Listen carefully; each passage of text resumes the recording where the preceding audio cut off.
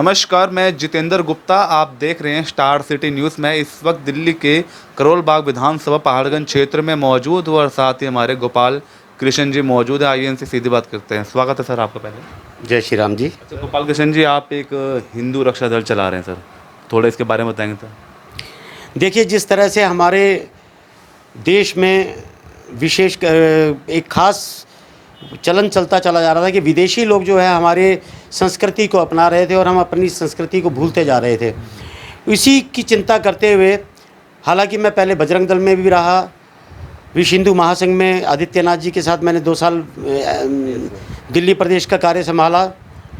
तो सब करते हुए मैंने एक चीज़ का अनुभव किया कि हम अपनी संस्कृति को, हमारे बच्चे आने वाली संस्कृति को भूलते जा रहे हैं। हम उनको जो भी हमारे शास्त्र हैं उनके विषय में हम उनको ज्ञान नहीं देते हैं, जिसकी वजह से वो पाश्चात्य सभ्यता की ओर पलायन कर रहे हैं। किंतु पाश्चात्य जो सभ्यता है वो हमारी ओर पलायन कर रही है।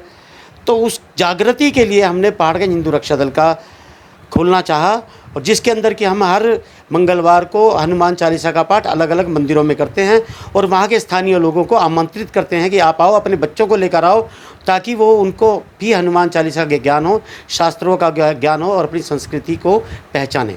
ये आपकी जो ब्रांचेस है कहाँ कहाँ फैले हैं? जी, हमारी कोई ब्रांच नहीं है, बस ये है कि अब दिल्ली के कई कोनों से हमको बुलावा आने लगा है। वो कहते हैं कि आप हमारे मंदिर में आकर हनुमान चालीसा का पाठ करें ताकि हम भी अपने लोगों में जागृति उत्पन्न कर सकें।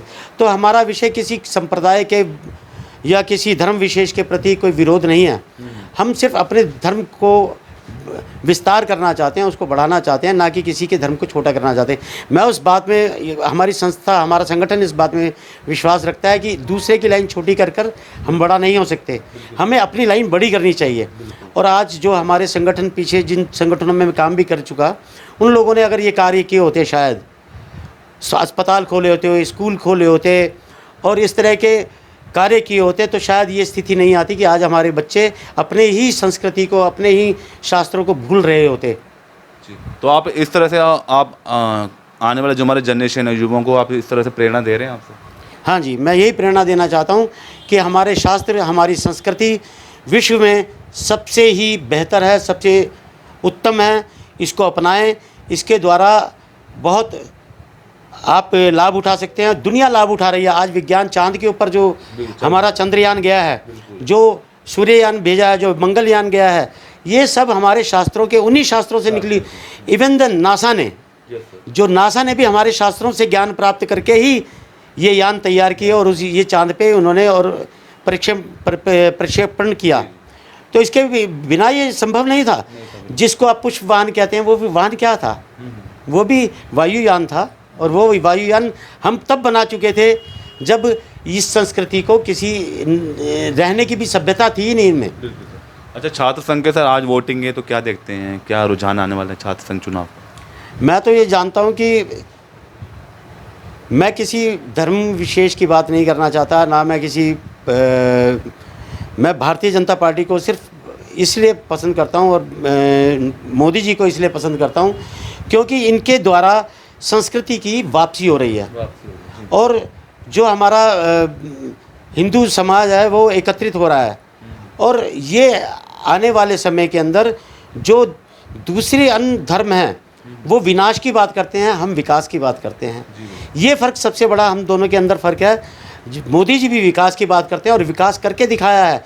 आज भारत जो है विश्व गुरु बनने की ओर जा रहा है और लगभग पहुंच चुका है उस किनारे पर।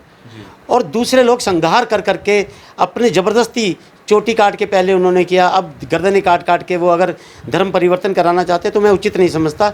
मैं नहीं जानता कि सब लोग इस तरह के हैं या नहीं हैं, मगर कुछ लोग इस तरह का आतंक फैला के, दबाव बना के और धर्म परिवर्तन करते हैं, उनको मैं गलत मानता हूँ। सर, अभी जो गठबंधन बनाया गया है इंडिया नाम से, जो सारी पार्टी अलायंस करके चुनाव लड़ रही है 2024 में, तो क्या लगता है इसका परिणाम क्या देखने को मिल सकता है? INDIA ये सब समाज को, जनता को भ्रमित करने का कार्य कर रहे हैं। अगर इनमें राष्ट्रवादिता होती तो ये एक राष्ट्रवादी का साथ देते, उसका विरोध ना करते। आप किसी की कमियां निकालना बहुत आसान है, मैं भी निकाल सकता हूं यहाँ बैठकर कि उसमें ये कमी है, फलाने में ये कमी है, ढिमकाने में ये कमी है, मगर उन कमियों को निकालने से आप बड़े नहीं बन सकते। आप कुछ करके दिखाओ। मोदी जी जिसे कहते हैं ना कि हाथी चलता रहता है और कुत्ते भौंकते रहते हैं, तो वही आज की डेट में, आज के समय में हो रहा है कि वो अपनी चाल से चलते जा रहे हैं विकास की ओर, और ये लोग इनको जनता को भ्रमित कर रहे हैं। अरे तेल, दाल, चावल, चीनी यहीं अटका के रखा हुआ है।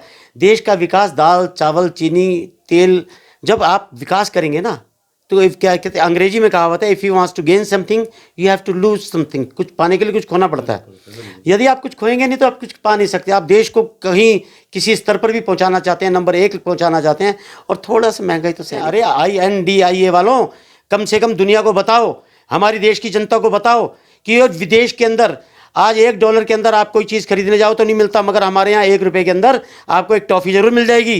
ओके। अच्छा, पहाड़गंज वार्ड को अगर लेके बात करें, मनीष चड्ढा जी आगे भी निगम पार्षद चुने गए थे, 9 महीने हो चुके हैं, स्टैंडिंग कमेटी नहीं बन पा रहा है, तो कैसा चल रहा है मनीष चड्ढा जी का काम? ठीक चल रहा है? मनीष चड्ढा जी अपने स्तर पर जो कार्य कर रहे हैं, उनका कार्य करने का जो तरीका है, क्योंकि उनके ऊपर एक बहुत अनुभवी व्यक्ति का हाथ है, और वो हैं सुनील कक्कड़ जी। Okay okay. और ऐसे अनुभवी का हाथ होने के साथ आज की तिथि के अंदर मैं जहाँ तक समझता हूँ और मुझे जहाँ तक ज्ञान है कि अपनी जेब से पैसा लगाकर वो यहाँ पर कार्य कर रहे हैं। जो कार्य उनके नहीं है वो भी कर रहे हैं। मैं साक्षात अपने इलाके के अंदर ही काम बताता हूँ, जो कि MLA का काम था। जिस पाइप को, नल का पाइप कनेक्शन देना था, पानी के लिए जूझ रहे थे लोग, जिसके अंदर की कम से कम 30 परिवार रहते हैं, जिस कटरे के अंदर, उसके अंदर मैंने खुद खड़े होकर पानी की लाइन लगवाई। ओके, विधायक का काम मतलब पार्षद ने करा? पार्षद ने किया, और उसके अलावा पार्षद ने अवरोध खड़े किए। 2 बार उन वाटर सप्लाई वालों को भेजा और काम रुकवाने की कोशिश की, पुलिस को बुलाया कि जी ये गैर कानूनी तरीके से काम कर रहे हैं, काम तो MLA का है और ये पार्षद कैसे कराएगा। तो ये वो अपने, अब उनको पैसा सेंक्शन नहीं हो रहा है, काम नहीं करने दिया जा रहा है, वो इसलिए कि आने वाले चुनावों के अंदर पार्षद के काम ना होने के का बदनामी करा के और जीत हासिल की जाए। एक छोटी मानसिकता, एक बहुत छोटी मानसिकता, जिसका असर पार्षद के कैरियर पर भी पड़ने की संभावना हो रही है, और BJP के ऊपर, हाई कमान के ऊपर पूरा प्रभाव पड़ रहा है। MP के इलेक्शन आ रहे हैं, हाँ, उस पर भी असर पड़ने की चांसेस हैं। मगर दुनिया को पता लगना चाहिए कि ये कार्य कर कौन रहा है। अगर जरा सी भी सजग हमारी जनता हुई, अगर जरा सी भी सजग हमारी जनता हुई, तो उसको ये मालूम पड़ जाएगा कि सारा षड्यंत्र कौन कर रहा है और किसको इसकी सज़ा मिलनी चाहिए, वो देगी जरूर। धन्यवाद सर। जय श्री। तो ये हमारी सीधी बात गोपाल कृष्ण जी से, स्टार सिटी के साथ मैं जितेंद्र गुप्ता।